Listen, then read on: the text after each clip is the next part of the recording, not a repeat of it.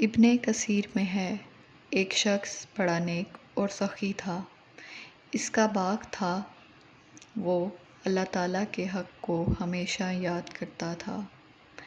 اس باغ کی پیداوار میں سے اپنے بال بچوں اور باغ کے خرچے کو نکال کر باقی پیداوار کو اللہ تعالیٰ کے راستے میں خرچ کر ڈالتا تھا۔ اس لیے اللہ تعالیٰ نے اس کے مال میں بڑی برکت دے رکھی تھی۔ اس کے انتقال کے بعد جب اس باغ کی وارث اس کی اولاد ہوئی تو باپ کے اس خرچ کا حساب کیا تو بہت ٹھہرا۔ ان لوگوں نے آپس میں مشورہ کر کے یہ طے کیا کہ حقیقت میں ہمارا باپ بڑا ہی بے وقوف اور نادان تھا، جو اتنی بڑی رقم مفت خوروں، غریبوں اور مسکینوں میں بلا وجہ دے دیا کرتا تھا۔ لہٰذا ہم ان غریبوں کے حق کو روکیں اور ان کو کچھ نہ دیں تو ہمارے پاس بہت مال جمع ہو جائے گا اور ہم سب مالدار ہو جائیں گے۔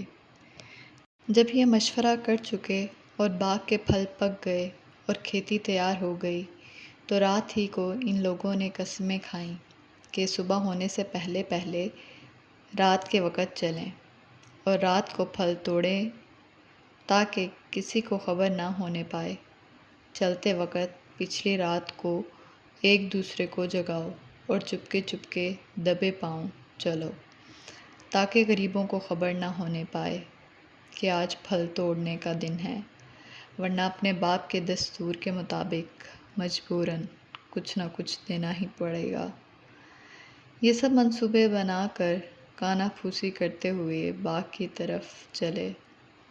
ادھر ان کے پہنچنے سے پہلے ہی اس باغ پر اللہ کا عذاب آیا اور آگ نے جلا کر خاکستر کر دیا۔ وہ وہاں کوئی درخت رہا، نہ سرسبز لہراتی کھیتیاں رہیں اور نہ ہی پھل پھول رہے، سوائے راکھ کے جلتے جھلستے ڈھیروں کے سوا کچھ نہ تھا۔ ایسا معلوم ہوتا تھا کہ کبھی یہاں باغ تھا ہی نہیں۔ جب یہ لوگ وہاں پہنچے اور یہ ماجرا دیکھا تو ہکے بکے ہو کر رہ گئے اور حیران و پریشان ہوئے۔